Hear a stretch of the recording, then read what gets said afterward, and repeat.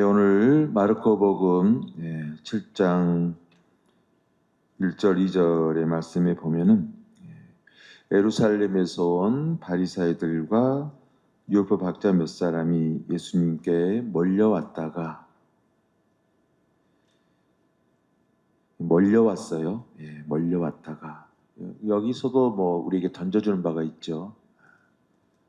정말 예수님 말씀을 듣고자 따르고자 뭔가 어떤 스스로를 좀 회개하고자 오는 이들보다는 뭔가 이렇게 예수님에 대해서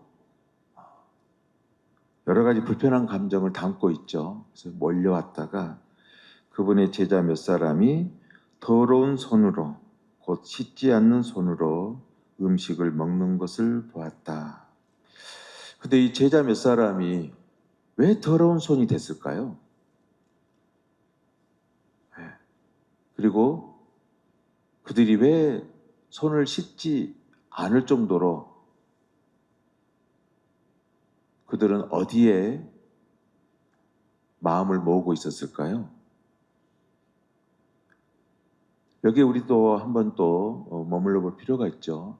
그러니까는 그 바리사이들이나 율법학자들은 단지 어떤 더러운 손만 보고 씻지 않는 그 손만 바라보고 있었지만은 그 제자들에게 있어서는 그리스도의 말씀과의 그 사랑을 실천하기 위해서 어찌 보면 손이 더러운 줄도 모르고 주님의 복음을 선포하는데 온 마음을 기울이고 있었고 손 씻을 틈도 없을 만큼 병들고 여러 가지 힘든 이들에게 다가가서 그들의 또 다른 손이 되어주는 그런 어떤 이웃사랑의 자신들을 다 내어놓는 그런 모습으로도 우리가 묵상할 수 있는 것이잖아요. 근데 이 바리새인의 율법학자들은 그런 관점의 태도로 이들을 보지 않은 것이죠. 아마 저희들도 저를 포함해서 많이 갖고 있는 부분들이잖아요. 그냥 그 사람의 단지 하나의 한 모습, 어떤 행태만 보고서 쉽게 이렇게 판단하는 그런 모습들. 저분이 왜 저런 옷차림을, 저분이 왜 저런 행실을 하고 있는 거에 대한 깊이 있게 전체적으로 바라보는 그런 안목이 우리도 많이 부족한 부분을 좀 성찰하게도 됩니다. 이 빛에 대해서 저는 교님들도 마찬가지겠지만 자주 묵상하거든요. 이 빛에 대해서. 근데 이 빛이 닿는 모든 것들, 아마 해가 떠오른다고 한다 그러면 빛이 닿지 않는 만물은 없잖아요. 또 빛이 머물지 않는 그러한 또 만물도 없는 것이죠. 그러면서 또 바꿔보면은 모든 만물은 바로 빛 안에 머물고 있다라는 것을 우리가 묵상하다 보면은 이런 고백도 할 수 있는 것이죠. 결국 모든 만물은 곧 빛이다. 이렇게도 고백할 수 있는 거죠. 모든 만물은 곧 빛이다. 또 마찬가지로 그런 맥락에서 우리가 빛으로 인해서 보여지는 만물들, 빛이 없다면 무엇을 우리가 바라볼 수 있겠어요? 바라볼 수 없을 뿐만 아니라 바라보려고 하는 나 존재 자체도 없는 것이죠. 그래서 빛으로 보여지는 만물들이나 길러지는 만물들, 이 또한 사실 모두가 다 빛임을 또 우리가 깨닫게 되는 것이잖아요. 이 진리. 이 부분을 우리는 좀 더 크게 지혜를 열고 늘 성찰해 봐야 될 것 같아요. 나 존재는 곧 빛이다라는 거. 네.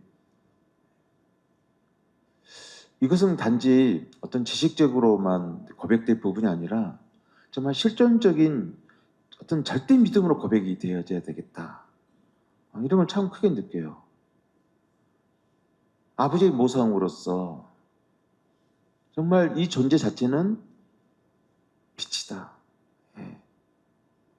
그래서 이번 주일 복음 말씀에서도 너희는 세상의 소금이다, 또 빛이다 라고 우리에게 말씀해 주고 계시잖아요.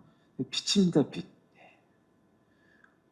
우리 어떤 상황과 처지 속에서 또 임종을 앞둔다 한다 하더라도 이 존재는 꼭 빛이다라는 이 믿음을 내가 확고히 믿고 그 믿음 안에서 빛으로 오신 그리스도 안에 머문다 그러면은 무엇이 우리를 어둡게 할 수 있겠어요? 우리는 빛으로 향해서 빛을 뭔가를 얻기 위해서 살아가는 존재가 아니라 정말 이 존재 자체가 빛이다 라는 이 확고한 믿음 우리는 가져야 돼요. 내가 왜 절망과 어떤 고뇌의 고통 속에 깊이 빠져들고 호적거리는가? 아주 단순한 진리예요. 아버지께서 날 내셨는데 곧 나는 곧 아버지의 자비다. 아버지의 빛이다라는 이 절대 믿음이 우리에게 전체적으로 내 안에 고백되지 못하고 있기 때문에 찾아오는 그런 어둠들이 너무 크거든요. 그래서 좀 더 정리해보면 어떤 처지, 어떤 상황에서도 빛으로 말미암은 바라봄이고 빛으로 말미암은 보여지는 모든 만물이고 빛으로 말미암은 아픔이며 고통이며 힘듦이다라는 거. 빛으로 말미암은 항상 그걸 먼저 전제가 되고 믿음으로 고백돼야 돼요. 아니 빛이 없다 그러면 어떻게 고통을 느낍니까? 빛으로 인해서. 그래서 우리에게 있어서 어떤 처지나 상황 속에서 겪는 모든 것들은 다 뜻이 있다라고 고백하는 거예요. 하느님 아버지의 뜻이 있다. 이끄심이 있다. 모든 것을 통해서 빛으로 향하게 하고 빛으로 말미암은 존재라고 하는 이 확고한 믿음. 이게 바로 구원 아니겠어요? 이게 바로 해방이죠, 해방. 이런 부분들을 참 오늘 복음 말씀을 통해서 묵상하게 되어져요. 그래서 오늘 그 열왕기 상권 8장 29절의 말씀 보면은 솔로몬의 고백이죠. 내 이름이 거기에 머무를 것이다 하고 말씀하신 이곳을 살피시어 당신 종이 이곳을 향하여 드리는 기도를 들어주십시오. 솔로몬의 정말 큰 기도잖아요. 그 27절에 보면 이런 내용이 또 시작되잖아요. 어찌 하느님께서 땅 위에 계시겠습니까? 저 하늘 위에 하늘도 당신을 모시지 못할 터인데 제가 지은 이 집이야 오죽하겠습니까? 솔로몬은 이 부분에서 보면 다윗보다 훨씬 큰 어떤 믿음이 담겨져 있는 내용을 좀 보게 돼요. 제 개인적인 판단에서는, 문맥으로 볼 때는. 그러면서 29절에 보면 내 이름이 거기에 머무를 것이다. 우리 이 믿음을 정말 확고히 가져야 됩니다. 이 존재는 곧 아버지의 이름이다. 결국 바꿔 말하면 아버지의 빛이죠. 이름이라고 하는 거. 이름을 통해서 알 수 없고 배울 수 없는 그 하느님 안에 머무름을 통해서 이 존재가 이 자리에 있다라고 하는 것을 깨닫는 것이잖아요. 이름.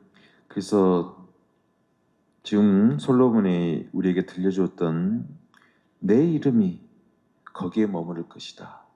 야훼의 이름이, 하느님 아버지의 이름이 거기에 머무를 것이다. 이 거기. 폭넓게 우리가 또 묵상해 보셨으면 싶습니다. 오늘 마르코 복음 7장 6절 8절에서 이 모든 것들을 예수님께서 정리를 해주셔요. 예수님께서 그들에게 이르셨다.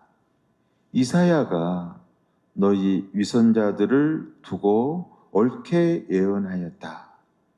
성경에 이렇게 기록되어 있다. 이 백성이 입술로는 나를 공경하지만 그 마음은 내게서 멀리 떠나 있다. 그들은 사람의 규정을 교리로 가르치며 나를 헛되이 섬긴다. 너희는 하느님의 계명을 버리고 사람의 전통을 지키는 것이다. 그래서 오늘 복음 말씀에 보면 그렇죠. 이 더러운 손, 씻지 않는 손으로 제자들을 지적하는 율법학자가 있는데 그들은 바로 더러운 마음이고 회개하지 못한 씻지 않은 그들의 마음이죠.